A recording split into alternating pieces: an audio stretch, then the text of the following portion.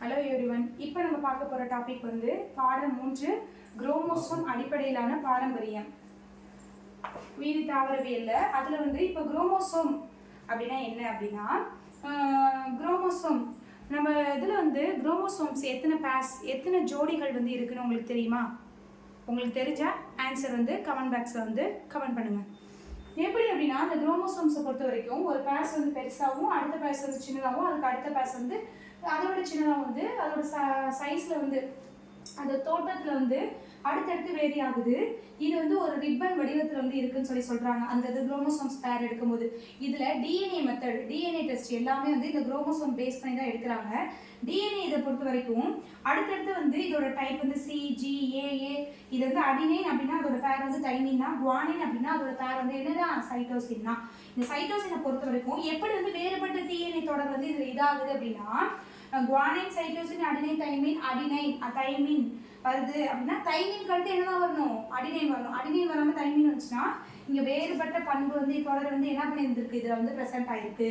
இப்போ guanine cytosine அப்படின்னா சைட்டோசினுக்கு அப்புறம் என்ன வரணும்? குவானின் வரணும். குவானின் வராமல் திருப்பி சைட்டோசினே வந்துச்சுன்னா என்னதான் அதுக்கு இதாகுது?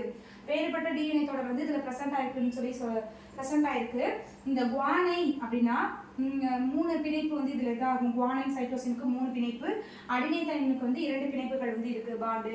இந்த பிணைப்பு இந்த குரோமோசோம்ஸ் பொறுத்த வரைக்கும் இதோட பிணைப்பு வந்து 2 இதில் சொல்றாங்க. ஒன்று இணைப்பு, இன்னொன்று விலகல்.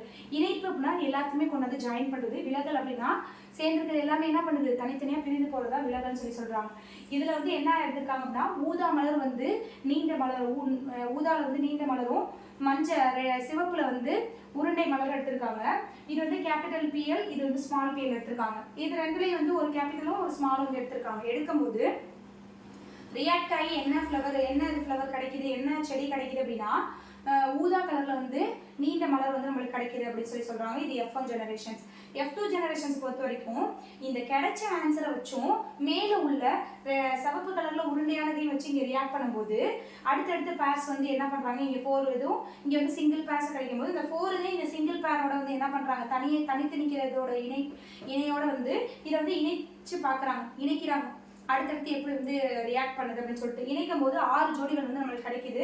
அதில் வந்து ஊதா இதில் வந்து நீண்ட மலர் வந்து இந்த பேர் 2 பேரும், இதில் வந்து ஊதா இதில் வந்து ரவுண்டு, இதில் வந்து உருண்டையான இதில் வந்து 2 பேரும், சிவப்பு இதில் வந்து நீளமாக இருக்கிறது வந்து இந்த பேரும், ரெட் இதில் வந்து ரவுண்டாக உள்ளதில் வந்து இந்த பேரும் நம்மளுக்கு கிடைக்குது. அந்த இதில் வந்து 44:6:6:6:44 அவங்க பண்ணி பார்த்தா அடுத்தடுத்து பண்ணி பார்த்து ஃபர்ஸ்ட் இதில் கிடைக்கும் போது 1 தான் கிடைக்குது. திருப்பி இதை வந்து 44 டைம்ஸ் வந்து அவங்க பண்ணி பார்க்கும்போது தான் 44:44:6:6:44 அவங்க எக்ஸ்பெக்ட் பண்ணது எவ்வளோ அப்படின்னா ஒரே ஒரு பிளான்ட் தான் நம்மளுக்கு கிடைக்கும்னு எக்ஸ்பெக்ட் பண்ணியிருக்காங்க. ஆனால் அவங்களுக்கு கிடைச்சது எவ்வளோ?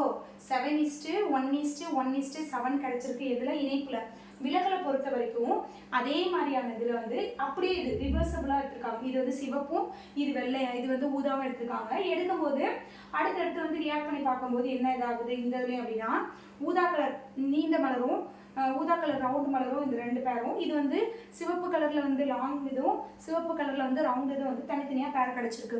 இங்கே வந்து நம்மளுக்கு இணைப்புல வந்து எப்படி கிடைச்சிருக்கு, 44 அதிகப்படியான நம்பர் கிடைச்சிருக்கு.